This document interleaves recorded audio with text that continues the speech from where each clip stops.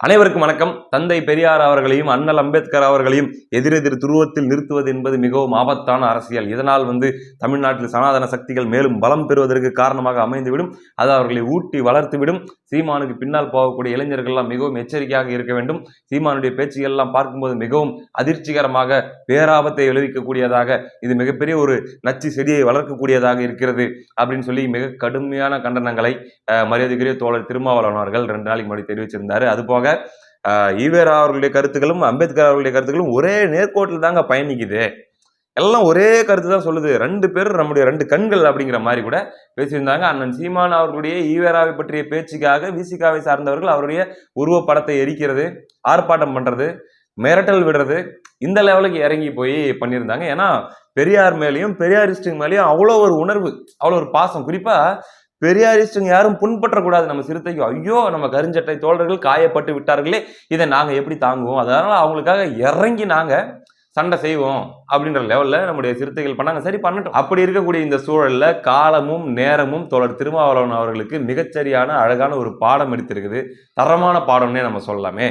2 நாட்களுக்கு முன்னாடி இந்த வேங்கை வயல் விவகாரத்துல ஒரு அறிக்கை வருது. சிபிசிஐடி கிட்ட இருந்து ஒரு அறிக்கை. அதுல பாதிக்கப்பட்டதாக புகார் கொடுத்தவங்க தான் அந்த குற்றவாளிகள், அவங்க தான் அந்த குற்றத்தை செஞ்சவங்க. நாங்கள் ஆய்வு பண்ணி கண்டுபிடிச்சிட்டோம். 2 ஆண்டு கால எங்களுடைய புலனாய்வில் கிடைத்த ரிசல்ட் இதுதான் அப்படின்னு சொல்லி பட்டியல் சமூகத்தை சார்ந்த அந்த 3 இளைஞர்கள் மேலேயே குற்றவாளிகள்னு சொல்லி அவங்க கொண்டு வந்துட்டாங்க. அதற்கு நிறைய எதிர்வாதங்கள், எப்படிங்க இது, என்ன லாஜிக் அப்படின்னு சொல்லி பல்வேறு கேள்விகள். நேற்று கூட நம்ம சேனல்லேயே கூட ஒரு வீடியோ போட்டிருந்தோம். அண்ணன் ஏர்போர்ட் மூர்த்தி அவர்கள் எழுப்பக்கூடிய சில கேள்விகள், ஒரு 1.5 நிமிஷத்துக்கு ஒரு வீடியோ போட்டிருந்தோம். உங்களுக்கு தெரியும், நீங்கள் பார்த்துருப்பீங்க.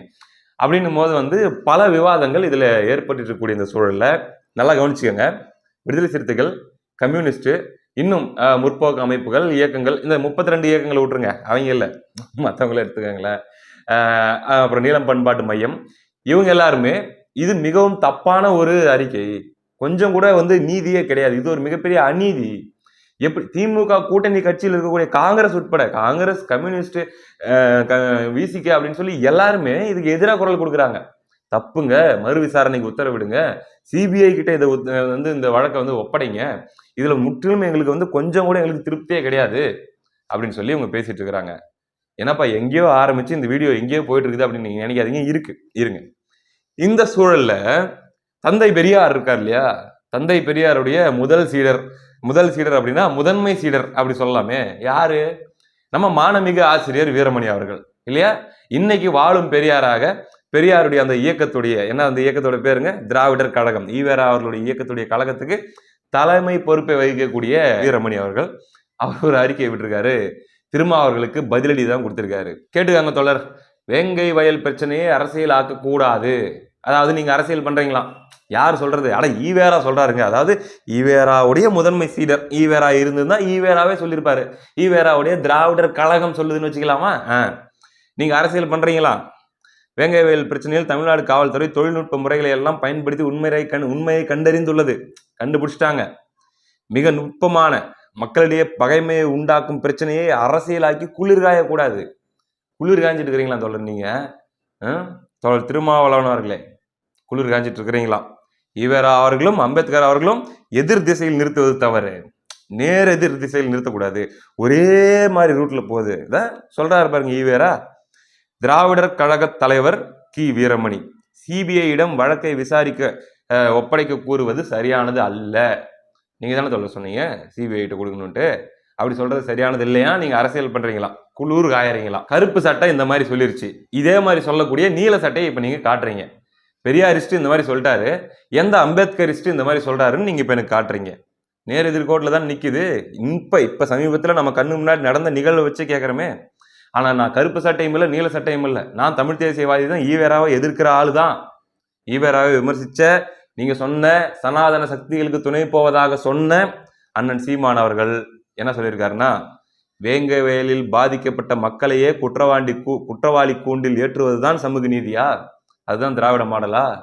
இந்த வழக்கை சிபிஐ கிட்ட தான் ஒப்படைக்கணும். அதாவது எங்க அண்ணன் திருமாவளவன் சொல்றதுதான் சரி. ஆமாங்க, இது ரொம்ப கண்ணு முன்னாடி நடக்கிற அநீதிங்க, இவங்க தான் குற்றவாளி, அவங்க தான் குற்றவாளிங்கிற முடிவுகளை நம்ம போவேனா. ஆனா பாதிக்கப்பட்ட மக்கள் தான் குற்றவாளிங்கிற முடிவுகளை போறதுங்கிறது ரொம்ப ஆபத்தான ஒரு போக்கு தோழர். நீங்க சொன்ன கருத்துக்கு முன்மொழியக்கூடிய வகையில நாம் தமிழர் கட்சி பேசுது, அண்ணன் சீமான் அவர்கள் பேசுறாங்க. ஆனா நீங்க சொன்னது தப்பு, நீங்க பண்றது அரசியல், நீங்க குளிர் காயறீங்க அப்படின்னு சொல்லி திமுகவும் கருஞ்சட்டையும் சொல்லுது, கருஞ்சட்டையும் கருப்பு சிவப்பு சட்டையும் சொல்லுது, ஒரே குரல்ல சொல்லுது. இப்ப சொல்லுங்க, யாரு ஒரே கோட்ல நிறுத்துறது, யார் எதிர் கோட்ல நிறுத்துறது அப்படின்னு சொல்லி கி வீரமணி அவர்கள் சொல்வது போல எந்த அம்பேத்கரிய தோழர்களாவது சொல்லுவாங்களா? இன்னைக்கு கடந்த 2 நாட்களாக சோசியல் மீடியாவில் விசிகாவை சார்ந்த நண்பர்களாகட்டும் அல்லது அந்த சமூகத்தை சார்ந்த நண்பர்களாகட்டும் எதிர்கொண்டு வருகிற அபியூசஸ், கேலிகள், கிண்டல்கள் பார்த்துட்டு தான் இருக்கிறோம் நம்மெல்லாம்.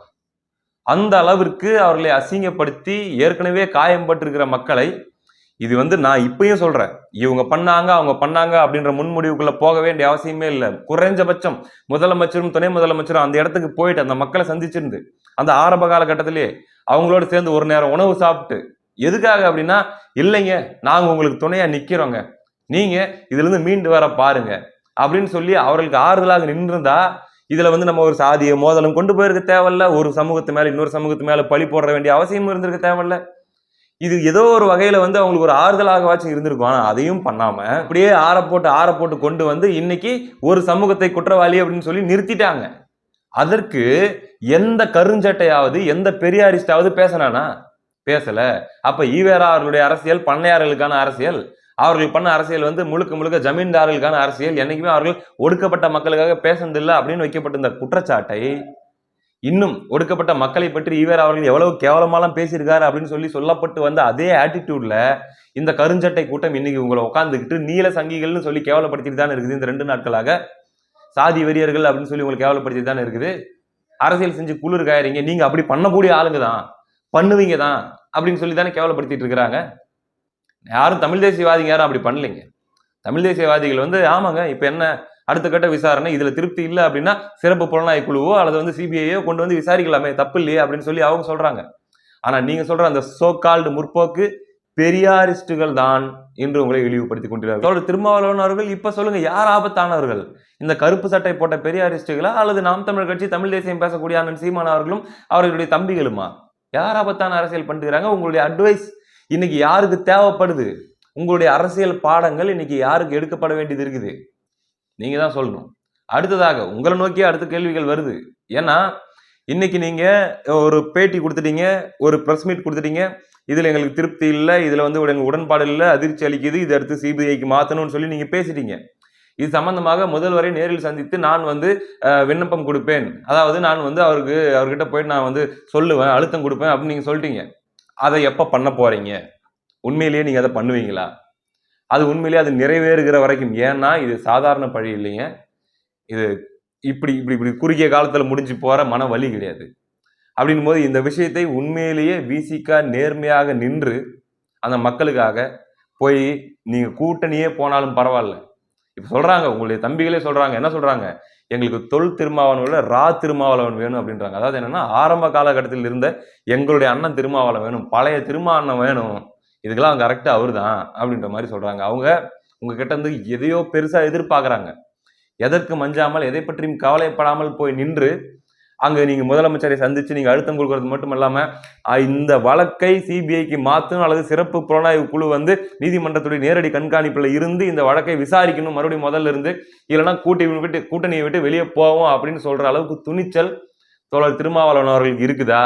இல்ல ஏற்கனவே ஒரு தடவை கவுன்சிலர் சீட்டை பிடிங்கிட்டாங்க, ஒரு 4-5 இடத்துல ஜெயிச்ச இடத்துல கூட சீட்டை பிடிங்கிட்டாங்க அப்படின்னு சொன்னப்ப கூட 2-3 நாளைக்கு கொந்தளிச்சுட்டு ஒரு தடவை போய் முதலமைச்சரை பார்த்துட்டு வந்துட்டு சாப்பிட்டுட்டு போங்கன்னு சொன்னதே எனக்கு சாப்பிட்ட மாதிரி இருந்துச்சு, அது சொல்லும் போது நமக்கு ஒரு சாட்டிஸ்பாக்சன் ஆயிருது இல்லையா? அந்த மாதிரி ஒரு சாட்டிஸ்பாக்சன்ல வந்துட வேண்டியதுதான். நம்ம திரும்பியும் அந்த பதவி நம்மளுக்கே கொடுப்பாங்கன்னு எதிர்பார்க்க தேவையில்லன்னு ஒரு பேட்டி கொடுத்தீங்களே, அந்த மாதிரி அது கூட உங்க கட்சி சம்பந்தப்பட்ட பிரச்சனை, உங்க கட்சியில் இருக்கக்கூடியவர்களுக்கு ஏற்பட்ட ஒரு இழப்பு. அதுக்கப்புறம் சாம்சங் தொழிலாளர்களுடைய பிரச்சனைக்காக போராடுறோம் அப்படின்னு சொல்லிட்டு நீங்க கம்யூனிஸ்டுகள் எல்லாம் போயிட்டு ஏதோ கொஞ்ச நாள் கலாட்டா பண்ற மாதிரி 2-3 நாளைக்கு அப்படி இப்படின்னு பரபரப்பா பேசிட்டு திடீர்னு நாங்க நன்றி தெரிவிக்கும் விழா, நாங்க போய் சால்வையை அணிவித்து இந்த பிரச்சனையை தீர்த்து வச்சதுக்காக முதலமைச்சருக்கு நாங்க நன்றி தெரிவிக்கிறோம்னு சொல்லி நன்றி தெரிவிச்சுட்டீங்க. நீங்க நன்றி தெரிவிச்சுட்டீங்க, ஆனா அந்த போராட்டம் தொடர்ந்து நடந்துட்டு தான் இருக்குது. இந்த மாதிரி எத்தனை விஷயங்கள்ல சவுண்டு விடுறது, குரல் கொடுக்கறது, அதுக்கப்புறம் 2 நாளைக்குள்ள அப்படியே ஆஃப் ஆயிடுறது, இதுவே இப்ப தொடர போகுதா? அல்லது நின்று இந்த விஷயத்துல அந்த மக்களுடைய வழிகளை போக்கக்கூடிய வகையில ஒண்ணு கேட்கலைங்க, நம்ம யாரும் குற்றவாளிகள்ன்ற முன்முடிவுக்குள்ள போவே வேணாம், இந்த வழக்கை முறையா இன்னொரு தடவை எங்க மனசு திருப்தி ஆகிறதுக்காகவாச்சும், எங்க மக்களுடைய மனசு திருப்தி ஆகல, உங்களை ஜெயிக்க வச்சு இன்னைக்கு அந்த சீட்ல உட்கார வச்சிருக்கிற, அதற்கு முக்கிய காரணமாக இருக்கிற எங்களுடைய மக்களுடைய மன திருப்திக்காகவாது இந்த வழக்கை முதல்ல இருந்து மீண்டும் வேற ஒரு குழு மூலமாக விசாரிக்கணும் அப்படின்றத ஒரு அழுத்தம் திருத்தமாக சொல்லி அதற்கான ஒரு அழுத்தத்தை ஏற்படுத்தக்கூடிய துணிச்சல் மரியாதைக்குரிய தோழர் திருமாவளவனுக்கு இருக்குதா அப்படின்னு சொல்லி எதிர்கட்சிகளோ உங்களுடைய கூட்டணிக்குள்ள சிந்து முடியணும் அப்படின்னு நினைக்கக்கூடியவங்களோ இல்லைங்க. உங்களுடைய மக்கள், உங்களை நம்பி இருக்கக்கூடிய, உங்களை கடவுளாக பார்க்கக்கூடிய உங்களுடைய மக்கள், உங்களை வாழும் அம்பேத்கராக பார்க்கக்கூடிய உங்களுடைய மக்கள் சொல்றாங்க, அம்பேத்கர் அவர்கள் இந்த இடத்தில் இருந்திருந்தால் என்ன செய்திருப்பார், என்ன மாதிரியான நிலைப்பாட்டை எடுத்திருப்பார் அப்படின்ற அந்த எதிர்பார்ப்போடு உங்களை பார்க்கிறார்கள். என்ன செய்ய போகிறார் மரியாதைக்குரிய தோழர் திருமா அவர்கள் அப்படின்றத பொறுத்திருந்தான் பார்க்கணும். இப்பயாச்சும் தோழர் திருமாவளவன் அவர்கள் புரிஞ்சுக்கணும்.